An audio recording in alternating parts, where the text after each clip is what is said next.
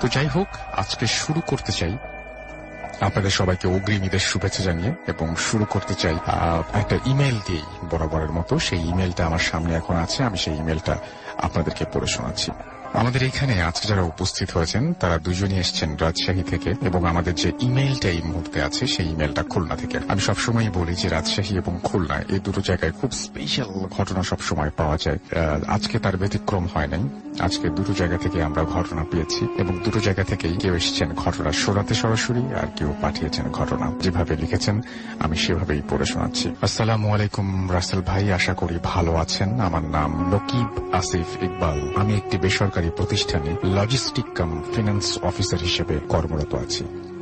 ভূত প্রেতের ওপরে আমার কোনোদিনই বিশ্বাস নেই, এমনকি এখনো বিশ্বাস করি না। আমি যা দেখেছি তা আমার মনের ভুলও হতে পারে। আমার স্ত্রী ভূত এফএম এর একজন নিয়মিত শ্রোতা এবং রেগুলার কমেন্ট করে। আপনার অনুষ্ঠানটাকে আমরা স্রেফ গাঁজাখুরি বলেই মনে হতো, তবে একজন মুসলমান হিসেবে আমি জিন বিশ্বাস করি।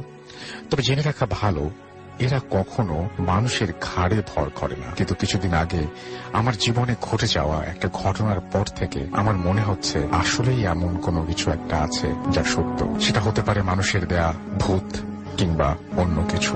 আমার এক কলিগ, এখানে তার নামটা বলছি না, সে নতুন মোটরসাইকেল কিনে এনে আমাকে অফার করলো, ভাই চলেন বাগেরহাটের মংলায় আমার ফুপুর বাড়ি আছে, সেখানে গিয়ে দাওয়াত খেয়ে আসি। অনেক জোরাজুরি করায় এক পর্যায়ে রাজি হয়ে গেলাম। দাওয়াত খেয়ে বাড়ি ফেরার পথে ওদের বাড়ি বাগেরহাটের একটি বাজারের কাছে। যথারীতি আমাকে মোটরসাইকেল চালাতে বলল। আসার সময় ওর ফুপু ওদের বাড়ির জন্য টিফিন ক্যারিয়ারে করে খাবার দিয়েছিল। ও বাটি হাতে নিয়ে মোটরসাইকেলে বসে আছে, আমি চালাচ্ছি। চুলকাঠি বাজারের ভেতর দিয়ে সিএনবি বাজার যাওয়ার একটা শর্টকাট রাস্তা আছে গ্রামের মধ্য দিয়ে। ও আমাকে বলল, ভাই চলেন এই রাস্তা দিয়ে যাই। আমি বললাম, এটা গ্রামের ভেতরে চিকন রাস্তা, তাছাড়া অনেক সাইড রাস্তা আছে, আমি ভালো চিনি, কোনো অসুবিধা হবে না। রাস্তায় ঢুকে মোটামুটি ভাবে গাড়ি চালাতে লাগলাম। কিছু দূর যাওয়ার পর দেখছি একটা 8-9 বছরের মেয়ে আমার গাড়ির সামনে দৌড়াচ্ছে। এখানে একটা কথা বলে রাখি, আমার আগে ছোটবেলায় রাস্তার পাশে আমরা দাঁড়িয়ে থাকতাম এবং কোনো মানুষের সাথে সাথে হেঁটে যাওয়া কিংবা হ্যারিকেন জ্বালানো কোনো রিক্সা ভ্যানের পেছনে পেছনে দৌড়ে বাড়ি চলে যেতাম। এখনকার ডিজিটাল যুগে বাচ্চারা অন্ধকার রাতে মোটরসাইকেলের সাথে দৌড়াবে, এমনটাই স্বাভাবিক। আমার কলিগকে বললাম, দোস্ত দেখো, মেয়েটাকে দৌড়াতে দেখে আমার ছোটবেলার কথা মনে পড়ে গেল। ও আমাকে বলল, হ্যাঁ ঠিক তাই, আমারও ছোটবেলায় এই একই কাজ করতাম। এই কথা বলছি আর মেয়েটির পেছন পেছন গাড়ি চালাচ্ছি। একটা সময় গাড়ির ডিজিটাল মাইল স্পিডের দিকে চোখ গেল। চোখ পড়তেই আমি পাথরের মতো হয়ে গেলাম। আমি গাড়ির গতি তখন আমার প্রায় 50-55 আপ ডাউন করছে। এত স্পিডে মাত্র 8-9 বছরের একটা মেয়ে কিভাবে দৌড়াচ্ছে? আমার বন্ধুকে বললাম, এই মেয়েটি এত স্পিডে কিভাবে দৌড়াচ্ছে? ও বলল, তাই তো। এ কথা বলতেই সামনে তাকাতে দেখি মেয়েটি উধাও। মোটরসাইকেল থামিয়ে পকেট থেকে মোবাইল বের করে দেখলাম রাত 1:35 বাজে। কিছুতেই নিজের মনকে বিশ্বাস করাতে পারছি না কি দেখলাম। বাইকের হ্যান্ডেল ঘুরিয়ে হেডলাইটের আলোয় চারিদিকে ঘুরিয়ে দেখি কোনো বাড়ি ঘর নেই। রাস্তার একপাশে সুপারি বাগান, আর একপাশে একটা বড় পুকুর, আর সামনে পেছনে রাস্তা।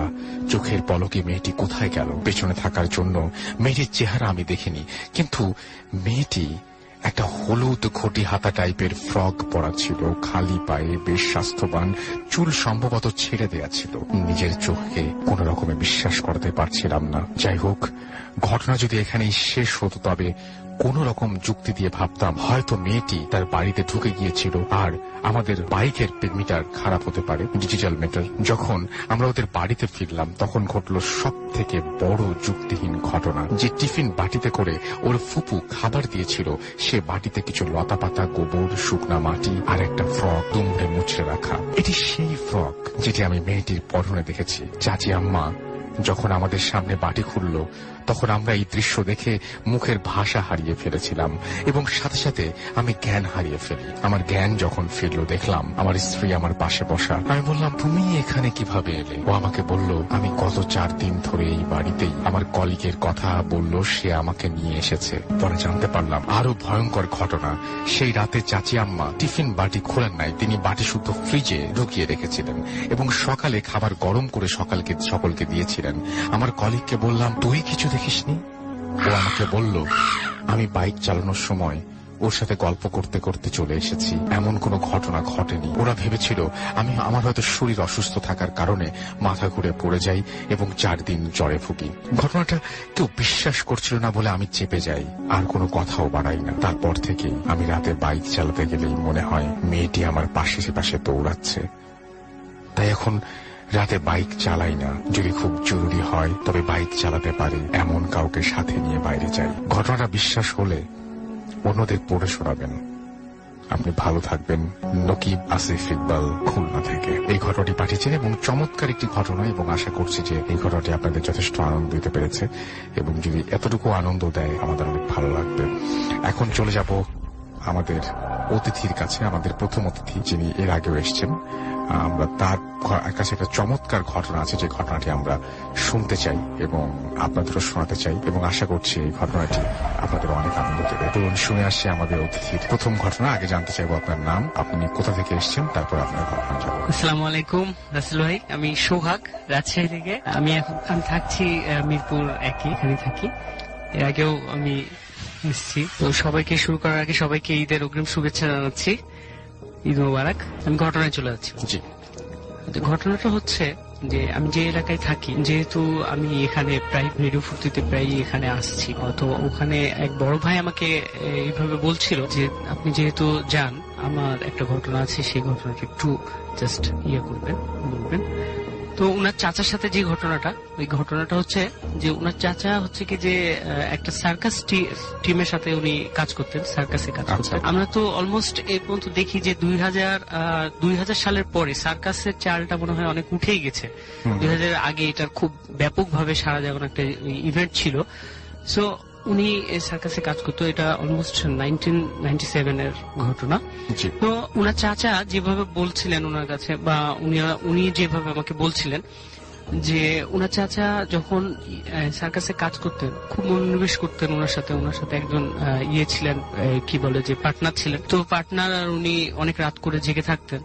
জেগে থেকে ওনারা হচ্ছে কি যে কিভাবে অডিয়েন্সকে আনন্দ দেওয়া যায় এই প্ল্যান করতেন। তো পার্টনার প্রত্যেকদিন আগে খুব দ্রুতই ঘুমিয়ে যেতেন, বাট ওনার চাচা কিন্তু অনেক রাত পর্যন্ত জেগে থাকতেন।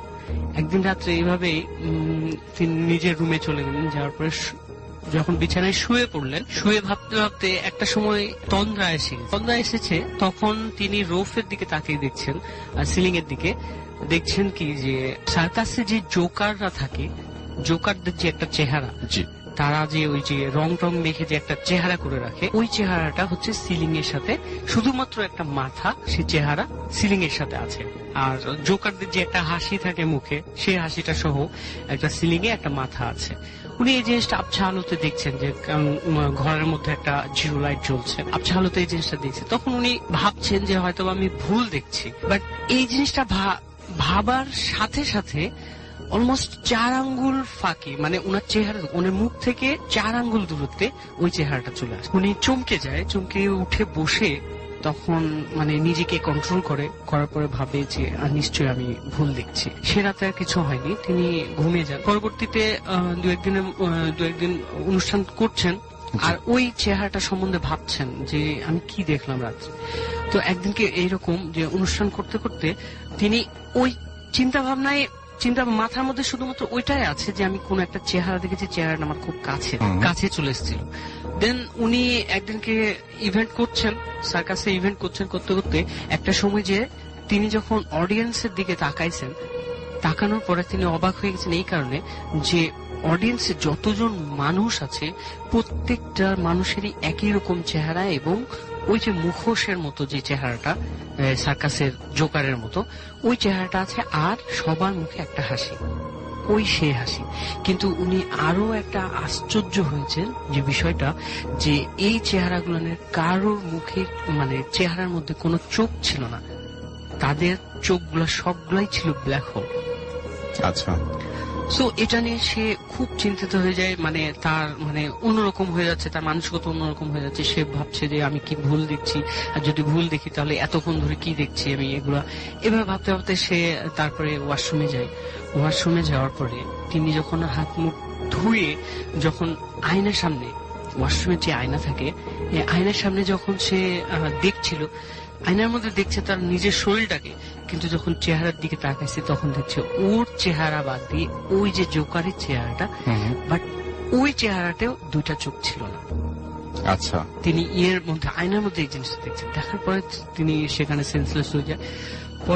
তারপরে হচ্ছে ওনাকে ঘরে আনা হয়। আমি তখন একটা জিনিস বলতে ভুলে গেছিলাম, ওটা বলছি ভাইয়া, যে 2 দিন পরে যখন উনি একেবারে ভালো হয়ে যায়, মানে সবকিছু জ্বর ভালো হয়ে যায়, সবকিছু ভালো হয়ে যায়, যখন তিনি যখন আবার হচ্ছে শোয়ে ফিরে আসেন, তখন দেখা যাচ্ছে কি যে উনি একটা অবয়ব দেখেন, একটা ছায়া দেখেন, যেটা হচ্ছে ফিমেল একটা ছায়া ছিল। এই ছায়াটাকে তিনি পরিষ্কার ভাবে দেখেননি। সো তিনি মনে করছেন যে আমি বিভিন্ন জায়গায় অনেক লাইটিং এর ব্যবস্থা থাকে, হয়তো এরকম হতেই পারে যে একটা ফিমেল ছায়া দেখতেই পারি, স্বাভাবিক ব্যাপার। সেটা কিছু মনেই করেন এই জিনিসটা। দেন 2-3 দিন পরে যখন তিনি হচ্ছে কি যে একদিনকে রাত্রে শো করেছেন, শো করার পরে তিনি অ্যাজ ইউজুয়াল রাত্রি ঘুমাতে গেলেন, তার পার্টনারের সাথে, পার্টনারকে ঘরে রেখে আসলেন, উনি নিজে আসলেন, আসার পরে ঘুমাতে গেলেন। ঘুমাতে যাওয়ার পরে যখন মাঝরাত্রি পার হয়ে গেছে, আলটিমেট তার হচ্ছে ঘুম ভেঙে যায়। ঘুম ভেঙে যাওয়ার পরে তিনি দেখছেন, শুয়ে শুয়ে এই জিনিসটা দেখছেন যে তার নিজের যে বডিটা, এই বডিটাই হচ্ছে ফ্লোরে চিত হয়ে শুয়ে আছে।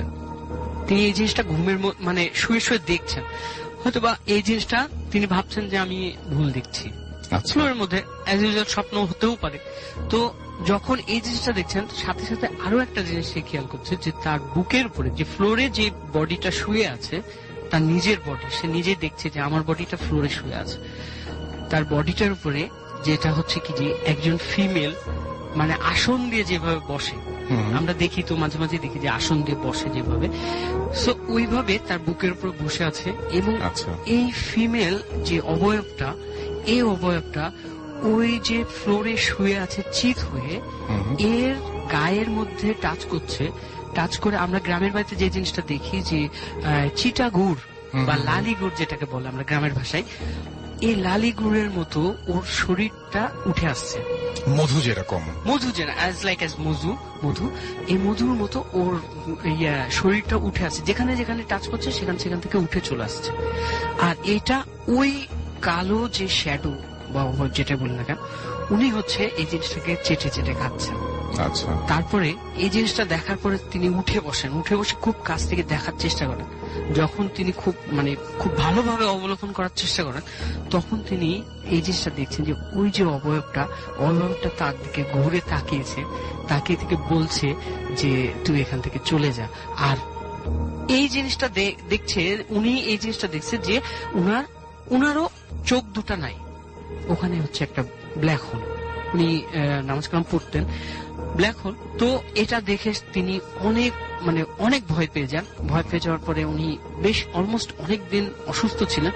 অসুস্থ থাকার পরে তিনি যখন সুস্থ হন, তো হুজুরের কাছে যাওয়ার পরে হুজুর বলেন, উনি মারা যাওয়ার পরে এই জিনিসটা হয় যে হুজুরের কাছে যাওয়ার পরে উনি কেন ভয় পেলেন বা কেন মারা গেলেন, এটার পরে হুজুর বলে যে ওখানে এমন একটা খারাপ ছিল যে ওই মেয়েটাকে অনেক বছর আগে এই সার্কাস পার্টিতে কোনো না কোনো ভাবে মার্ডার করা হয়। আচ্ছা, আর মার্ডার করার ইয়েটাই ছিল হচ্ছে তার দুটা চোখ তুলে নেওয়া হয়েছিল, ঠিক আছে।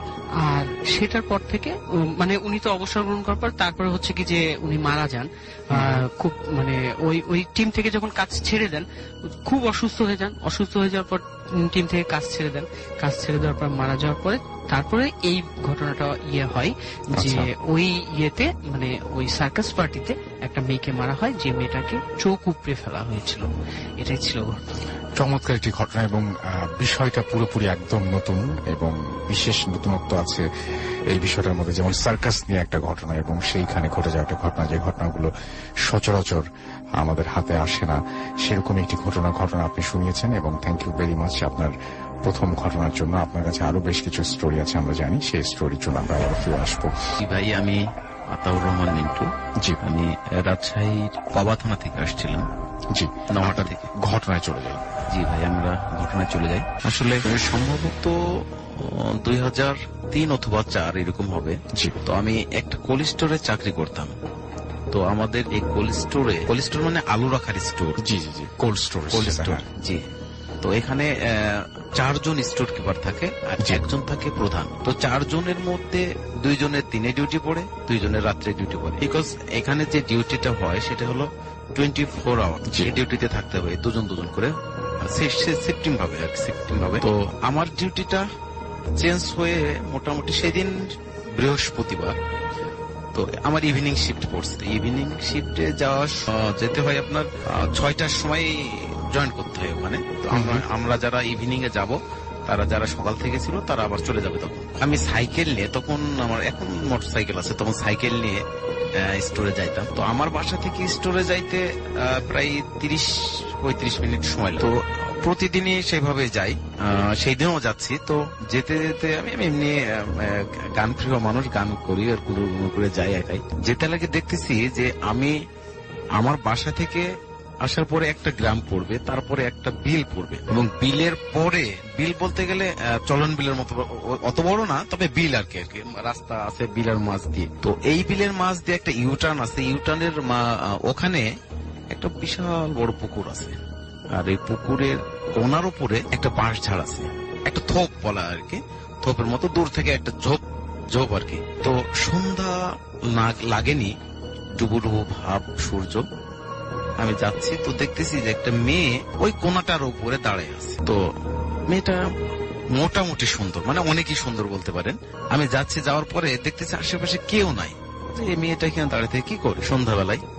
তো ভাবতেছি হয়তো গ্রামের কোনো মেয়ে হবে, গরু ছাগল অথবা এগুলো দেখতে দেখতে বা নিতে আসছে। কিন্তু আমি আবার পিছনে ফিরে তাকাইতেছি, দেখতেছি ও আমার দিকেই তাকাই আছে। তো আমি চলে যাই, আরো দূরে চলে গেলাম, পুকুরটা পার হতে পারি নাই, পুকুরের মাঝ বরাবর যেয়ে রাস্তার ওখান থেকে আবার তাকাচ্ছি, দেখতেছি ও এইভাবে তাকাই আছে এবং ওখানে দাঁড়ায় আছে। তো যাই হোক, আমি আর ওদিকে না ইয়ে দিয়ে আর সাইকেল নিয়ে চলে গেলাম। যে আমার যে কাজ সবগুলো ঠিকঠাক করে, লেবার ওখানে আমার প্রায় 100-150 লেবার থাকে, মানে আলুগুলো বের করার জন্য, যে সারাদিনে যে সকল লোকজন অর্ডার করলো এগুলো বের করবে। আমি তখন ওগুলোকে পোস্টিং খাতা থেকে নিয়ে ওদের দিয়ে দিলে ওরা ওদের মতো বের করে। তো বের করতে করতে দেখা যায় যে কোনোদিন 12:30 বাজে, কোনোদিন 1টা বাজে। আর যেদিন কোনো প্রবলেম হয়, যেমন সেই দিন 4টে আলুর বস্তা বের মানে খুঁজে পাচ্ছিল না। এইটা খুঁজতে খুঁজতে দেখা গেল যে প্রায় 1:30 বাজে গেছে, রাত 1:30। তো পরে 1:30 বাজে গেছে যখন, তখন ওরা তারপরও একটা শর্ট দেখে চলে আসলো যে ভাই এটা পারলাম না খুঁজে, আমরা সকালবেলাতে এসে আবার বের করে দেবো। বলে রাখা ভালো, আসলে স্টোরটা এত ঠান্ডা জায়গা, যেখানে আপনি শীতের সময় প্রচন্ড শীতে যে জ্যাকেট গুলো ইউজ করেন, আপনাকে যতই গরম হোক সেখানে কিন্তু সেই জ্যাকেট ইউজ করবেন, কারণ এতটা ঠান্ডা। আপনি 2 মিনিটের ভিতরে শীতল হয়ে যাবেন। আমরা যখন স্টোরে ঢুকি, বিশেষ করে স্টোর কিপারের, আমাদের ওখান থেকেই জ্যাকেট দেওয়া হয়, এবং জুতা, জ্যাকেট, মাফলার এগুলো সুন্দরভাবে কানে হাত মুখে জোরে ঢুকতে হয়। তো আমিও গেলাম যে দেখি খুঁজে পায় নাকি। তো যাই হোক, আমিও পাইলাম না। ওদের সাথে বললাম যে এই বস্তাটা দেখো, এটা ওঠাও, কিন্তু পাইলো না কেউ। তারপর সবাই চলে আসলাম। আসার পরে ওরা কিন্তু আমার জন্য বসে থাকে। যেদিন না শর্ট থাকে সেদিন দেখা যায় যে খুব তাড়াতাড়ি কাজ শেষ হয়ে যায়, একসাথে চলে আসি। আর সেদিন যেহেতু শর্ট হয়েছে, আমি খাতাপত্র সেরে ওখানে শর্ট লিখে বাইরে এসে দেখি ওরা সবাই চলে গেছে, আমাকে বলেও নি সেই দিন। আমি একা পড়ে গেছি। তো আমার অবশ্য মানে ভূত পেতের উপর আগে থেকেই ভয় নাই, বা এরকম কোনো বিশ্বাসই করতাম না যে এরকম কিছু আছে বা এরকম, আর ওগুলো মাথার ভিতরে নাই এক কথায় আর। তো আমি আমার মতো করে চলে আসতেছি সাইকেল নিয়ে, জ্যাকেট কিন্তু গায়ে আছে, কারণ 1 ঘন্টা আপনার কাছে এই ঠান্ডাটা থাকবে, মিনিমাম 1 ঘন্টা আপনি জ্যাকেটটা খুলতে পারবেন, মানে এতই ঠান্ডা আপনাকে লাগে আছে। তো আমি জ্যাকেট গায়ে দিয়ে চলে আসছি, ওটা বাসায় এসে খুলবো আর কি। আসতে স্টোর থেকে বের হওয়ার পরেই একটা বিল পড়বে। পুকুরটা হলো মাঝে, এই পাশেও বিল পড়বে, একটা গ্রাম পার হওয়ার পরে এই পাশেও গ্রাম পার হওয়ার পরে বিল পড়বে। আসতে লেগে এইভাবে পড়বে, যাতে আমার বাসা থেকে যেতে লেগে এইভাবে পড়বে। তো ওই গ্রামটা পার হওয়ার পরে বিলটা পড়ছে, পড়ার পরে আবার পুকুরটা পড়ছে। তো আমি যাওয়ার সময় যেখানে মেয়েটাকে দাঁড়ায় থাকতে দেখছিলাম, ঠিক ওই জায়গাতে ওইভাবে এখনো দাঁড়ায় আছে মেয়েটা। আমি তো মানে আমি তখনও মাথার ভিতরে কিছু নেই নাই যে এটা কে বা এই সেই হ্যান্ডেন, এরকম কিছু নেই নাই মাথাতে। আমি বলছি কি ব্যাপার, আপনি এখনো যান নাই? আপনাকে তো সন্ধ্যায় দেখে গেলাম। তো উনি কোনো কথা বলে না। পুকুরের কোনা, যে ঝোপটার কথা বলছিলাম, ওর সামনেই মেয়েটা দাঁড়ায় আছে, যেখানে দাঁড়াইছিল আমি যে সন্ধ্যাবেলায় যে মেয়েটাকে দেখলাম, ওই মেয়েটাই। তো আমি ওনাকে বলতেছি যে কি ব্যাপার, আপনি এখনো বাসায় যান নাই, কি ব্যাপার এখানে দাঁড়ায় আছেন কেন? কেউ আসবে, কারোর জন্য অপেক্ষা করছেন? উনি কোনো কথা বলেন না। পরে ওর সাথে কথা বলতেছি, দেখতেছি যে সাদা ড্রেসে একটা মানে মুরব্বী লোক আর কি, দাড়ি অনেক বড় বড়, সবগুলো চুল দাড়ি সবই পাকা, ওর পাশে এসে দাঁড়াচ্ছে। আমি মানে উনি এতই লম্বা ছিলেন যে আমাকে এভাবে ঘাড় চেড়ে দেখতে হচ্ছে, এত লম্বা। ওপরে যেভাবে আমি দালান দেখি ঠিক সেইভাবে মুখের দিকে তাকায় দেখতে হচ্ছে। তো ইনি তো কথা বলতেছেন না। তো আরেকটা বিষয় সেটা হলো যে দাদা বলতেছে, মানে ওনার, আমি বুঝতে পারলাম যে ওনার দাদা, এটা উনি বলতেছে যে আমার নাতি পার্বতী, ও মেয়েটার নাম হলো পার্বতী, আমার নাতি পার্বতী তোকে পছন্দ করে, তুই এখান দিয়ে প্রতিদিন যাস, উনি প্রতিদিন এখানে তোকে দেখে। তো আজকে আমাকে বলছে, সেজন্য আমি সরাসরি আসছি, ওকে তোকে বিয়ে করতে হবে। তো বলে রাখি, আমি বিয়ে করছি 2000 সালের ফেব্রুয়ারি মাসের 4 তারিখে। আসলে আমাদের বিয়েটা লাভ ম্যারেজ ছিল। তো আমার ওয়াইফকে আমি অনেক ভালোবাসি। তো একটা বাচ্চা হয়েছে, মেহবুব হাসান নাম। তো মাশাআল্লাহ সুখী পরিবার। তো আমি ওনারে বললাম যে দেখেন আমি বিবাহিত, আমার একটা সন্তান আছে। তো আপনি যেটা বলছেন এটা কখনো সম্ভব না। অনেক কথা কাটাকাটি হচ্ছে ওনার সাথে। আমার মাথার ভিতরে এখনো নাই যে মানে আসে নাই যে এটা বহুত বাজিনি এরকম কিছু, মানে মাথার ভিতর থেকে ওগুলো কোনো চিন্তা আসে নাই। পরে উনি বলতেছে যে আজকে তোকে, না আমারে বলতেছে যে তুই কি চাস বল, তুই যা চাবি আমি তোকে তাই দেবো, টাকা পয়সা ধন যা চাবি তাই দেবো। তা হচ্ছে আমার কিছু দরকার নাই। পরে ওর মানে দাদা যেটা আর কি মুরব্বীটা বলতেছে আজকে তোকে এখানে মেরে ফেলবো এরকম। তো বলতেছি যে আমার অপরাধটা কি? তো বলছে তোকে একে বিয়ে করতে হবে, না হলে তোকে মেরে ফেলে দেবো, তো আমাদের সাথে তোকে নিয়ে চলে যাব। আর আমি কিন্তু সাইকেলের উপর থেকে নামি নাই, আমার পা একটা সাইকেলে এক পেডেলের উপর আর এক পা নিচে হ্যান্ডেল আমি ধরে আছি, নামি নাই।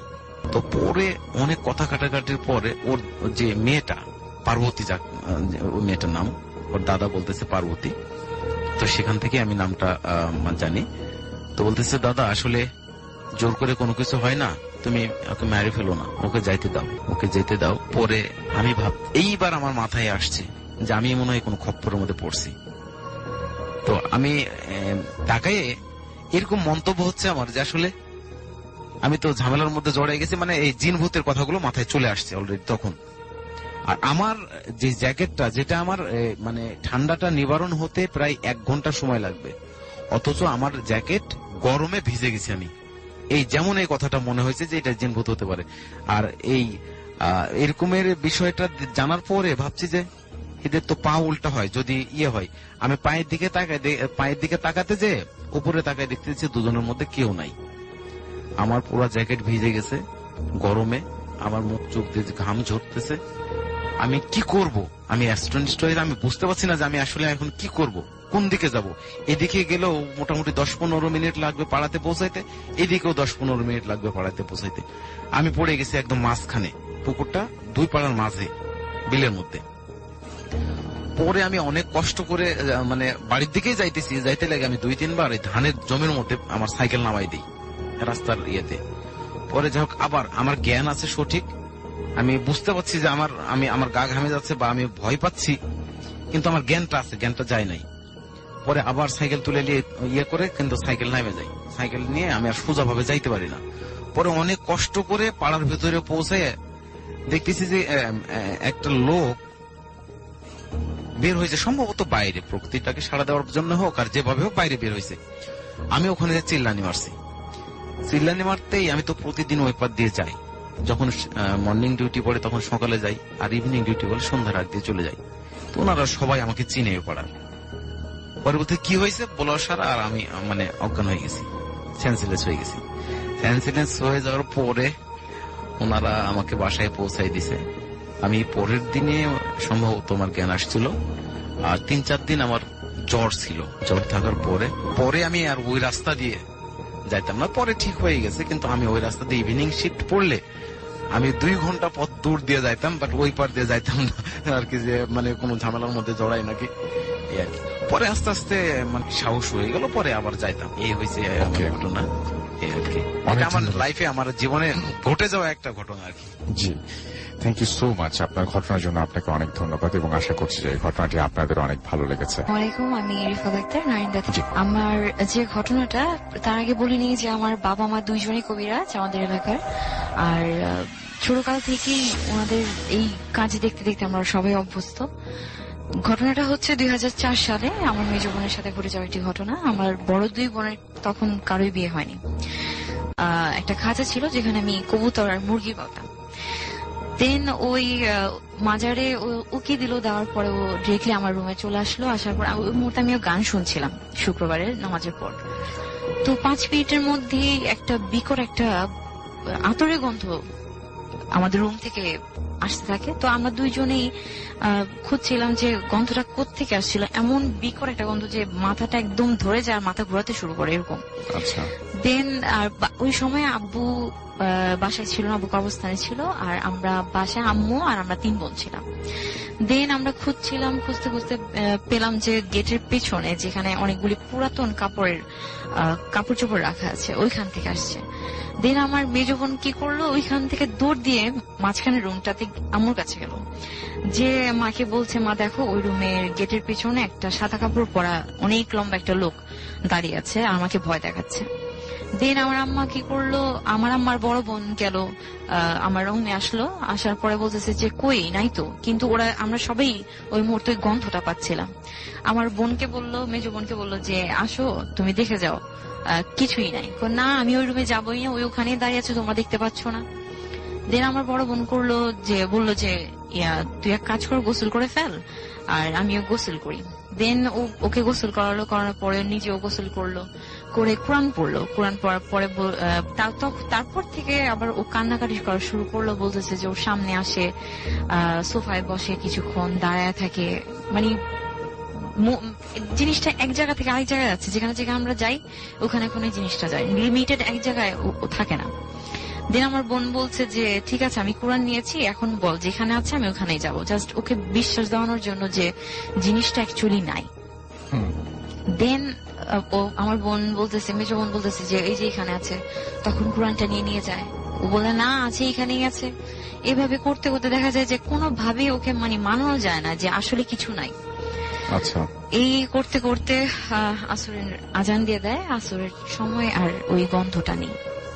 তারপর আমরা খাওয়া দাওয়া করলাম। খাওয়া দাওয়া করার পরে নামাজ শেষ, ওই মুহূর্তে থেকে আবার ওই একই গন্ধ। মানে বুঝতে পারলাম যে আজানের টাইমটুকুতে জিনিসটা থাকে না বাসায়। আচ্ছা। তো এই করতে করতে মাগরিবের আজান দিল, সেম আবার নেই। এর মধ্যে আমার মেঝো খালা আসলো বাসায়, ঘুরতে আসছিল সেদিন শুক্রবারে। তো আসার পরে আমার খালাম্মাকে আমার আম্মা বললো যে এরকম এরকম দেখ, দুপুর থেকে এই ঘটনাগুলো ঘটছে। তো আমার খালাম্মা আবার রাগ করে বলল ঠিক আছে আমি দেখছি। তো উনি মাঝখানের রুমটার কি বলে গেটের সামনে যা দাঁড়িয়ে বলে যে যেই আছিস তুই এখান থেকে চলে যা। এই বলা মাত্রই আমার খালাম্মার গলার মধ্যে মনে হচ্ছিল কি একজন চাপ দিয়ে ধরেছে। আর হুট করে উনি ওই খাঁচাটার উপরে, যে ডাইনিং স্পেসে যে খাঁচাটা ছিল আমার, ওই খাঁচাটার উপরে যে পড়ে, আর উনি আমার বড় বোন যে ওনাকে ধরার পর ওনাকে আমার রুমে নিয়ে আসে। নিয়ে আসার পরে বলে কি হয়েছিল, বলে যে আমি যখন বললাম এই কথাটা বলার সাথে সাথে আমার গলায় কি একজন চাপ দিয়ে ধরলো আর ওই মুহূর্তে একটা ধাক্কা দিল। তারপর আমার আম্মা বলতেছে যে ঠিক আছে ওকে পানি টানি খাওয়ানোর পরে ওনাকে বাসায় পাঠিয়ে দেওয়া হলো, কারণ একজনের উপরে এরকম ভাবে অ্যাটাক হওয়াটা। দেন রাত্রে তো কোনোভাবেই আমার মেজো বোন আর বড় বোন ঘুমাতেই পারে না, কারণ আমার মেজো বোন ঘুমাতেই দেয় না। বলে যে তুই ঘুমাবি না, ঘুমালে আমার সামনে আসবে, আমাকে ভয় দেখাবে, আমি আরো ভয় পাচ্ছি, আর একটু পরপর কান্নাকাটি তো আছেই। আমি আর আমার আম্মু ঘুমিয়ে গেলাম। পরের দিন ভোর 5টার দিকে আজানের পরপর দেখে যে আমার মেজো বোন ঘুমাচ্ছে। আমার বড় বোন দেখলো, দেখার পরে ও বললো যে ও ঘুমাচ্ছে, যাকে আমি একটু ঘুমাই। তো ওরা দুইজনই আমি আর আমার আম্মু সকাল 7টার দিকে স্কুলে চলে যাই। স্কুলে যাওয়ার পরে 9টার দিকে আমার বড় বোনের ঘুম ভাঙে। ঘুম ভাঙার পরে উঠে দেখে যে আমার মেজো বোন তখন জেগে আছে। তো আমার মেজো বোন বলছে যে আমার না অনেক ক্ষুধা লেগেছে, তো আমার বড় বোন বলছে আব্বু তো এখন নেই, আব্বু নাস্তা আনতে গেছে, একটু অপেক্ষা কর, আমি আব্বু নিয়ে আসবে। তো বলতেছে যে না, এতক্ষণ তো অপেক্ষা করা যাবে না। তো আমার বড় বোন বলছে যে হ্যাঁ আমারও তো ক্ষুধা লেগেছে, বাট আজকে তো আর নাস্তা বানানো হয়নি। তো আমার মেজ বোন তখন বলে, বাসায় তখন কেউই ছিল না, 2 জন ছাড়া, বলে যে এক কাজ কর, আমি তোকে খাই, তুই আমাকে খা। এইটা শুনে আমার বড় বোন মানে কি করবে বাড়িতে কিছু বুঝতে পারছিল না, যে সে একজন একজনের ও বলতেছে এগুলি। অ্যাকচুয়ালি ও বলছিল না, ওটা ও বুঝতে পারছিল, কিন্তু দেখায়নি যে ও ভয় পাচ্ছে, দেখালে হয়তো এর থেকে আরো বেশি কিছু হতো। দেন আমার বড় বোন বললো কি যা তা বলছিস, এক কাজ কর, আমরা বিছানাগুলো উঠে ফেলি, এর মধ্যে আব্বু নিশ্চয় চলে আসবে। তো মানে এটা জাস্ট বলার কারণটা ছিল যাতে ওকে বিজি রাখা, ও যাতে এগুলি মাথায় না আনে ওই মুহূর্তে। দেন 2 জনে কাজ করা শুরু করলো। কাজ করতে করতে আমার বড় বোন গোছানোর শেষে রান্নাঘরে চলে গেল, মানে ওর কাছ থেকে দূরে সরে যাওয়ার জন্য। এর মধ্যে আব্বু চলে আসে, আসার পরে নাস্তা খেতে দেওয়া হয়, বাট ও কোনো প্রকার নাস্তা খায় না, বলে আমি খাবো না, আমি শুধু চা খাবো। খেলো, খাওয়ার পরে আমরা স্কুল থেকে বাসায় আসলাম। আম্মু ওকে বললো আমার বড় বোন যে এরকম সকালের ঘটনা এগুলো হয়েছে, এখন এর থেকেও যদি আরো বেশি কিছু হয়, গতকালকে একটা ঘটনা ঘটলো, আজকে এইগুলো বলছে ও। তখন আমার আম্মা বললো ঠিক আছে, দেখি কোনো একটা নিশ্চয় ব্যবস্থা করতে হবে। তো ওই দিন দুপুরবেলা আমার বড় ভাই আসে বাসায় ওকে দেখতে। আসার পরে আমার বড় মেজ বোনের কান্নাকাটি আবার শুরু। ও কান্না করছে আর বলছে তোর মেয়েকে আমি অনেক ভালোবাসি, তোর মেয়েকে দেখে আমার পছন্দ হয়েছে, তোর মেয়ে আমার সাথে গেলে অনেক সুখে থাকবে, তোর তো 3টা মেয়ে আছে, ওখান থেকে একটা চলে গেলে কিছু হবে না। তখন আমার মা বলে আমার 3টা মেয়েই লাগবে, একটাকে আমি ছাড়বো না। তখন বলছে অনেক আমার আম্মা অনেক বোঝানোর চেষ্টা করছিল ওই জিনিসটাকে, বাট কোনোভাবেই। এক পর্যায়ে বলছে যে হ্যাঁ আমি চলে যাব, তুই আমাকে যদি ওই কি বলে জিন মসজিদে নিয়ে যাস শাহবাগে। তখন আমার আম্মা বলে সত্যি কি তুই চলে যাবি? বলে হ্যাঁ আমি চলে যাবো, আমাকে নিয়ে যাও। তো ওর কথা মতো যেহেতু চলে যাবে, আমার বড় ভাই বড় বোন আম্মু আর আমার মেজ বোন গেল, রওনা দিল জিন মসজিদের উদ্দেশ্যে। তো রাস্তার মাঝখানে যখন যায়, তখন বেবি ট্যাক্সি ছিল, রাস্তার মাঝখানে যে বলছে যে আবার সেই কান্না, আর তুই বুঝলি না, তোর মেয়েকে আমি ফুলের বাগানে রাখতাম, মানে নানান ধরনের কথা জাস্ট বলছে যে তোর মেয়ে আমার সাথে অনেক সুখে থাকবে। তো আমার মা বলছে তুই কিভাবে আসলি ওর কাছে? তো বলতেছে যে শুক্রবার দিন জুমা নামাজের পর তোর মেয়ে নিচে নামছিল, মাজারের দিকে উকি দিয়েছিল, ওই মুহূর্তে আমরা 3 জন ছিলাম মাজারে, 3 জন থেকে 2 জন চলে গেছে, আর আমার তোর মেয়েকে খুব ভালো লেগেছে, আর ওকে আমি যেভাবেই হোক যে কোনো মুহূর্তে নিয়ে যাব। তো ফাইনালি ওরা ওই জিন মসজিদে পৌঁছায়। পৌঁছানোর পরে বলে মানে মহিলাদের তো কোনো মাজারে ঢুকতে দেওয়া হয় না, তো ওরা 3 জন বাইরে ছিল, আমার বড় ভাইয়া ভেতরে ঢুকলো। ঢোকার পর দেখে ওরা বারান্দায় বসে, যে আমার বড় বোন দেখলো মাজারের যে দেয়ালটাতে বিশাল বড় একটা কালো ছায়া দৌড় দেয় দেয়ালের উপর দিয়ে। আর ওই কালো ছায়াটা দেখার পর থেকে আমার বোন পুরোপুরি সুস্থ। তারপরে বাসায় নিয়ে আসার পরে দেখে যে আলহামদুলিল্লাহ ভালো আছে। তো বাসায় এসে খাওয়া দাওয়া করতে করতে আবার মাগরিবের আজান দেয়। তো খাওয়া দাওয়া শেষ করলো, এর মধ্যে নামাজ নিশ্চয়ই শেষ হয়ে গেছিল, এর মধ্যে আবার ওই গন্ধ শুরু। এই গন্ধ আবার চলে আসলো বাসায়, বুঝতে পারলো যে জিনিসটা যায়নি এখনো। তারপর আমার ওই মুহূর্তে আবার আমার ছোট খালা আসলো ওনার মেয়েকে নিয়ে। আসার পরে আমার রুমে সবাই, তখন আমরা সবাই একসাথে ঘুমাতাম আর এক রুমেই থাকতাম সব সময়। তো আসার পরে আমার খালাম্মা আমার রুমে সোফা ছিল, সোফার মাটিতে বসছে, আর আমার রুমে 3টা জানালা ছিল, যেখানে আমার খালাম্মা বসছিল ওইখানে আবার বরাবর একটা জানালা ছিল, জানালার ওই পাশে আবার একটা দোতলা ছাদ ছিল। তো খালাম্মাকে বলতে থাকে আমার মা যে এরকম 2-3 দিন ধরে এই অবস্থা, কোনোভাবে আমার মেয়ে ঠিক হচ্ছে না। তো বলতে বলতে খালাম্মা দেখে যে ওই যে জানালার ওইখানে কেউ একজন সাদা কাপড় পরা দাঁড়িয়ে হাসছে ওনার দিকে তাকিয়ে। আমার খালাম্মা বড় বোনকে বলছিল যে দেখ শিরিন, আমাকে দেখে তো হাসতেছে। এই কথা বলতে বলতেই খালাম্মাকে ওই যে সোফার যে হাতল থাকে, হাতল দিয়ে এমন একটা মাথায় বাড়ি খায়, খালাম্মার মাথাটা সাথে সাথে ফুলে যায়। তারপর আমার আম্মা বলল যে আজকের পর থেকে আর কারো আসার কোনো প্রয়োজন নেই আমাদের বাসায়, কারণ কারো না কারো ক্ষতি হচ্ছেই। তো তারপরে সেদিন রাত্রে আমার বড় বোন আমার আম্মার সাথে কথা বললো, বলে ঠিক করলো যে অন্য কোনো কবিরাজকে দেখাতে হবে। দেন আমার বড় বোন ওর বয়ফ্রেন্ডকে ফোন দিয়ে বললো যে কোনো কবিরাজ এরকম আছে কিনা। দেন একটা ঠিকানা দিল বংশালের বড় মসজিদে কাঠমোল্লা নামের একজন। তো আমার আম্মা বলে যে কালকে ইনশাল্লাহ নিয়ে যাব দুপুরবেলা। তারপরের দিন দুপুরবেলা ওরা সবাই যায়, আমার বড় বোন, আমার আম্মা আর ওর বয়ফ্রেন্ড আর বয়ফ্রেন্ডের ফ্রেন্ড, উনি চিনে। তো যাওয়ার পরে রাস্তা থেকে ওই গন্ধ আবার, মানে আমরা যেখানেই যাই, যে যাই বলি ওই জিনিসটা সেইখানে সেই কথাগুলি শুনে।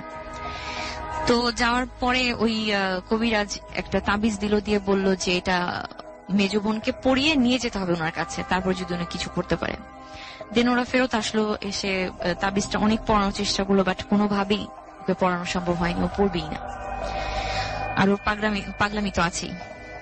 দেন সেদিন রাত্রে 3 দিন যাবত আমরা কেউ মানে ঠিক মতো ঘুমাতে পারিনি, কিন্তু সেই রাত্রে সবাই খুব তাড়াতাড়ি ঘুমিয়ে গেল আর খুব ভালো ঘুম হলো।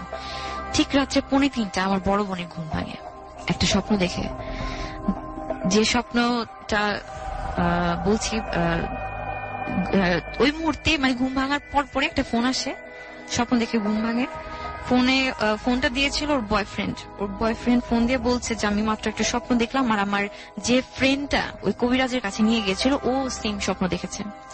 স্বপ্নটা ছিল এরকম যে 3:45 দিকে কেউ একজন রুমে ঢুকে, একটা লম্বা সাদা কাপড় পরা লোক, বিকট চেহারা, আর বলে যে যার কাছেই যা তোদের কোনো লাভ হবে না, আর আমি ওকে নিয়েই যাব। এই বলে একটা বিকট একটা হাসি দেয়, এমন হাসিটা ছিল যে পুরো রুম কাঁপছিল। তো একই সময় 3 জন একসাথে ঠিক 3:45 দিকে কিভাবে স্বপ্নটা দেখে, কিভাবে সম্ভব 3 জন 3 বাড়িতে। দেন ওরা ফোনে বলে যে জিনিসটা খুবই ভয়ানক। যাই হোক, সকালবেলা আবার ওই কবিরাজের কাছে যাওয়া হয়। যাওয়ার পরে উনি এবার রিজেক্ট করে দেয় যে না, আমি কাজ আর কোনোভাবেই করবো না, আমার নিষেধ আছে, যদি আমি কাজটা করি আমার অনেক বড় ক্ষতি হবে। তারপর আমার আম্মাও ফেরত চলে আসলো, বললো যে এখন কিভাবে কি করব কিছু বুঝতে পারছে না। তো সেই দিন আমার নানু আমাদের বাসায় থাকার জন্য, মানে রাতে থাকার জন্য, উনি বলে যে আমি আজকে রাতে থাকবো। তো আমরা সবাই রাতে খাবার খাচ্ছিলাম, খাওয়ার সময় আমার নানু খেতে খেতে হঠাৎ জোরে জোরে হাসা শুরু করে। আমার নানু ছিল টিপু সুলতান রোডের মাজারে খাদেম। তো আমার মা বলছে যে ওনার উপরে নাকি ওই মাজারে খাদেম পীর আসছে। তো ওই পীর এসে বলছে যে বাসায় আরো মানুষজনের দরকার আছে, অনেক পীর আসতে চাচ্ছে, কিন্তু কার উপরে আসবে এক্সাক্ট উনি খুঁজে পাচ্ছে না। কারণ এই পীর আসার জন্য কিন্তু মানে একটু মোটামুটি প্রাপ্তবয়স্ক মানুষের প্রয়োজন হয়। দেন আমার আম্মা আমার ভাইকে ফোন দিল, আমার ভাই আসলো, ভাবি আসলো, আর এর মধ্যে ফোন দিতে দিতে আমাদের পুরোটা বাড়ি আগরবাতি আর গোলাপ জলের গন্ধে ভরে যায়, যেটা আমি নিজে প্রমাণ ছিলাম। দেন আমার ভাই আসলো, আসার পর দেখলাম যে আমার ভাইয়ের উপরে গোলাপ শাহ বাবা আসলো। আসার পরে উনি 1 গ্লাস পানি চাইলো। এর মধ্যে উনি অনেকক্ষণ ওই জিনটার সাথে কথা বললো, যেটা আমরা যদিও দেখতে পাইনি, শুনতে পাইনি, কিন্তু বুঝতে পারছিলাম যে বাড়িটা ভার ভার হয়েছিল সারাটাক্ষণ। আর উনি যে রুমে যেত ওই রুমটা অন্ধকার হয়ে যেত, যে রুমে থাকতো। আমি এখনো ওই জিনিসটা ফিল করতে পারি। দেন আমার ভাই তো আর না, ওই পীর 1 গ্লাস পানিতে মানে কোনোভাবেই জিনটা বাসা থেকে যাবে না বলছিল, ওকে নিয়েই যাবে। দেন আমার ওই পীরটা কি করলো, আমার ভাইয়ের উপরে 1 গ্লাস পানি খেলো। খাওয়ার পর থেকে আর ওই বাসায় আমাদের কোনো প্রকার প্রবলেমই ছিল না। আমার বোন তখন থেকে একদম সুস্থ, কিন্তু যাওয়ার আগে একটা কথা বলে গেল যে ও কোনোদিন লাল কাপড় আর হলুদ মেহেদি কখনো একসাথে পরতে পারবে না। তারপর থেকে এই পর্যন্ত আলহামদুলিল্লাহ আমার মেজো বোন এখনো সুস্থ। আর আপনি বলছেন একটা কালো কিছু একটা বেরিয়ে গেছিল, সেটা আপনি মনে হয় মিস করেছেন। না, আমি বলেছি যে মাজারে। হ্যাঁ, মাজারে। ওকে, থ্যাংক ইউ সো মাচ। আপনার ঘটনার জন্য আপনাকে অনেক ধন্যবাদ। এবং পুরোপুরি আপনি যেটা দেখেছেন বা আপনার যেটা বিশ্বাস, সেই বিশ্বাস থেকে আপনি ঘটনাটি বলেছেন, এবং বিশ্বাস করা না করা বা যেভাবে ঘটনাটি নিয়ে আসে, সম্পূর্ণ আপনাদের ব্যাপার। আমরা চলে যাবো ছোট্ট একটা বিরতিতে। বিরতির পরে আবারও ফিরে আসবো। সেই পর্যন্ত আমাদের সঙ্গে থাকুন। Stay tuned radio food therapy FM and ডু আসসালামু আলাইকুম রাসেল ভাইয়া, আমি রেশমা মল্লিক ফ্রম কলকাতা, ইন্ডিয়া। আমি ল স্টুডেন্ট। আমি এর আগে একটা মেল পাঠিয়েছিলাম, সেটা ভূত এফএম এ পড়ে শোনানো হয়েছে, সিলেক্ট করা হয়েছে, সেই জন্য এরপরে আর একটা ঘটনা পাঠাচ্ছি। এটা একটা রিয়েল স্টোরি, আমার লাইফে ঘটে যাওয়া। সো এটা যখন ঘটে তখন আমি বেশ কিছুটা ছোটই ছিলাম, অনেকটাই ছোট ছিলাম। আমি সরাসরি এখন আমার ঘটনাতেই যাচ্ছি। আমার এই ঘটনাটা যখন ঘটে তখন ছিল বৈশাখ মাস।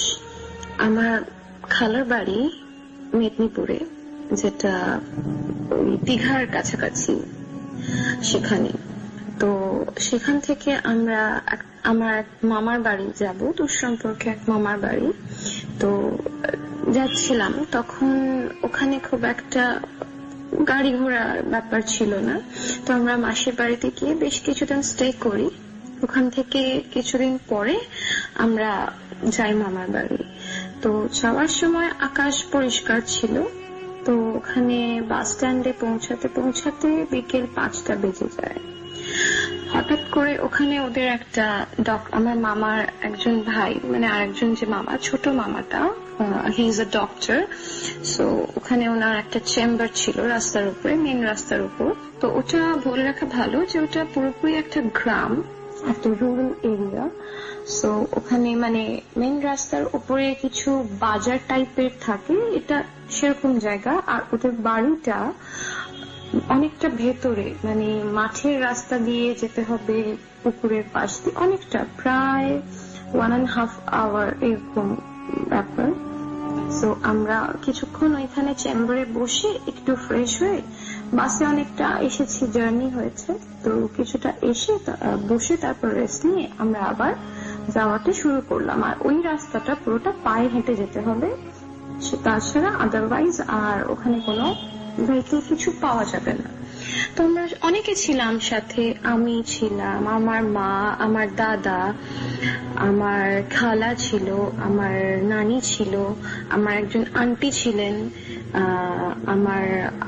আমার খালার ছেলে, তার মেয়ে, মানে আমার দিদি, আমার দাদা, ওরা সবাই ছিলেন। আমরা একসাথে সবাই মিলে বেশ গল্প করতে করতে যাচ্ছিলাম। আর ওই মামাদেরই বাড়ির একজন ছিলেন আমাদের সাথে, যে ঠিকঠাক ভাবে রাস্তাটা যাতে আমরা চিনে যেতে পারি।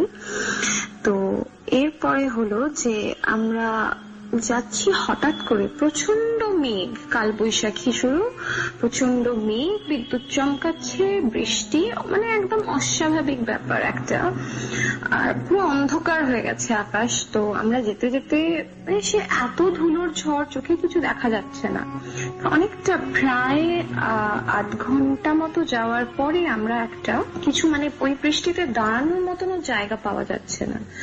তো আমরা একটা এতে দাঁড়াই, একটা চালা মতো, খড়ের চালা মতো করা ছিল, আর ওর পাশে ছিল একটা গরুর গোয়াল মতো, মাঠের মাঝখানে ওটা।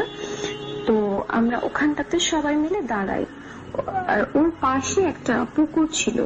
তখন বেজে গেছে প্রায় 8টা, আর গ্রামের এরিয়া পুরো চারপাশ পুরো ফাঁকা, ধান ক্ষেত, একটা পুকুর, বাস, আর কিছু নেই ওখানে, মানে পুরোটাই ফাঁকা। মানে ওখানটা লোকালিটি নয়, ওখানটা চাষের জমি ছিল।